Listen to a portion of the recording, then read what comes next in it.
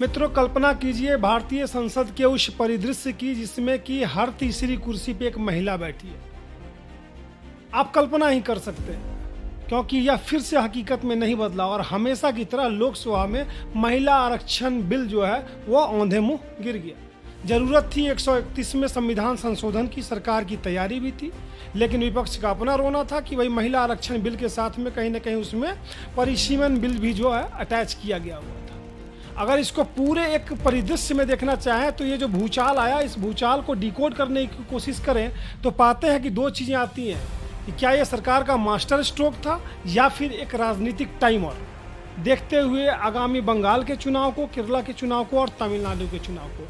आइए बात करेंगे इसी पे। मैं डॉक्टर असित, आप देख रहे हैं अमेजिंग असित।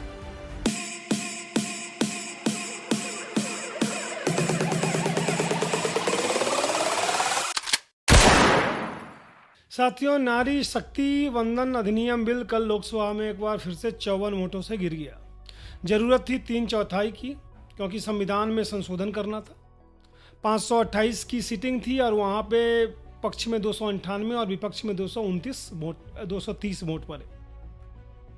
ये बिल का गिरना जो है ना, ये द्योतक सिर्फ इस बात का नहीं है कि विपक्ष अपनी पीठ थपथपा रहा है। आपने देखा, ट्वीट्स देख रहे हैं आप और स्टेटमेंट्स भी कई सारे लीडरों के आप देख रहे हैं। अपनी पीठ थपथपा रहा कि 11 सालों के इतिहास में पहली बार ऐसा हुआ है कि मोदी सरकार कोई अधिनियम लेकर के आई हो और वो गिर गया।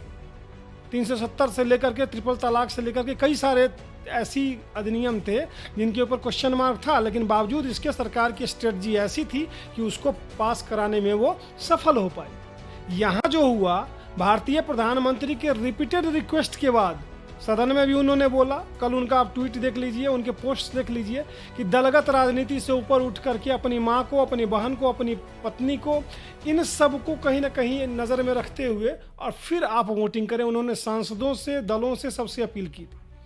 तो एक चीज़ यहाँ पे समझ में आई कि भाई भाजपा की नीयत जो थी वो कुछ न कुछ हद तक सही थी। लोगों का कहना इसमें है, जो कुछ हद तक मैं भी उससे सहमत हूँ, कि भाई इतनी जल्दीबाजी क्यों। तो चुनाव सामने है जिसका लाभ वो उठाना चाह रही थी, जो कि हर सत्ता पक्ष चाहता है। लेकिन सवाल उठता है कि विपक्ष का क्या, वो कहाँ खड़े हैं, न 3 में न 13 में। और मजे की बात मैं आपको बताता हूँ, दुनिया का कोई भी बदलाव कानून से नहीं आता। दुनिया का कोई भी बदलाव एक मानसिकता से आता है, और उसी मानसिकता को कल परिलक्षित किया विपक्ष के इन तमाम सांसदों ने कि नहीं, हमने तब भी पास होने नहीं दिया था, तब भी वही लालू यादव, मुलायम सिंह, ये सब लोग अगेंस्ट में खड़े थे कांग्रेस के टाइम में, हम आज भी पास नहीं होने देंगे। मतलब साफ है, 33% छोड़ो, हम कभी भी महिलाओं को आगे नहीं आने देंगे। अब थोड़ी सी ना बात करते हैं कंपैरेटिव। सरकार का तर्क यह है कि 543 की सीट है, 33% का आरक्षण देंगे, जो कि मौजूदा सीटों पे होगा। जब पहले ये बिल पारित किया गया था तो कहा गया कि 2029 और 35, मेरे ख्याल से 34 से जाकर के ये लागू होगा। अब लेकर के आई सरकार, जिसमें उसका तर्क है कि भाई प्रोसेस ही इतनी लंबी चौड़ी हो जाएगी कि लागू तो 2029 में ही होगा, लेकिन अभी से उसके ऊपर कार्यान्वयन जो है वो करना शुरू करना पड़ेगा। तब सवाल उठता है 543 पे क्यों नहीं, फिर आपको परिसीमन क्यों चाहिए, जो विपक्ष का एक साधारण सा सवाल था। परिसीमन तो होगा ही, क्यों होगा, देश की जनसंख्या इतनी बड़ी, राज्यों की स्थिति इतनी अलग हो गई।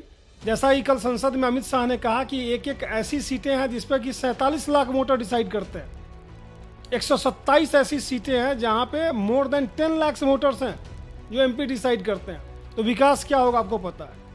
अब उसका महिला आरक्षण बिल से क्या नियम, इससे क्या संबंध है, मैं आपको बताता चलूं।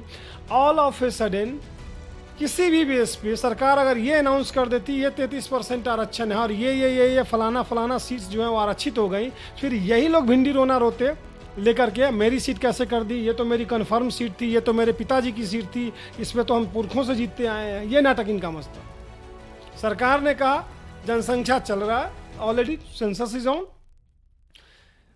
हम 33% आरक्षण देंगे, 2029 से अप्लाई करेंगे और उन्हीं के बेस पे देंगे, क्योंकि परिसीमन तो होगा ही होगा। अब एक नया रोना आ गया किसका, साउथ इंडियन स्टेट्स का। नहीं जी, हम तो शिक्षित हैं, हम तो बहुत काबिल हैं, हमारा तो परसेंटेज घट जाएगा। अरे परसेंटेज क्या घट जाएगा भाई तुम्हारा, अगर मान लो 80 का 120 यूपी का हो जाता है, उसकी पॉपुलेशन भी तो देखो ना। और संविधान में रिप्रेजेंटेशन जो एमपीज हो, एमएलए हो, किसी का भी है, वो जनसंख्या के हिसाब से, ना कि किसी एरिया के हिसाब से, ना कि वहाँ की लिटरेसी रेट के हिसाब से, ना कि वहाँ की इंडस्ट्रियलाइजेशन के हिसाब से।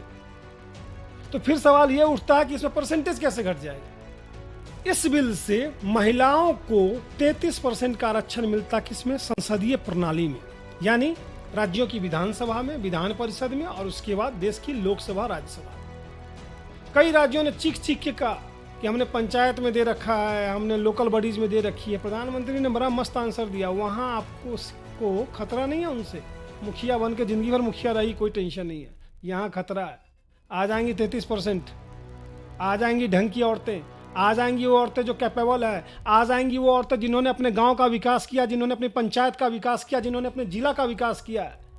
देश के राष्ट्रीय पटल पर आकर के वो कहीं ना कहीं विकास की एक नई लकीर खींचेंगी, उससे डर रहे हैं। कौन? ये वंशवादी नेता, जिनकी बपौती है कि नहीं मैं ही बनूंगा, जिनको कहीं ना कहीं विरासत में चीजें मिली हुई हैं।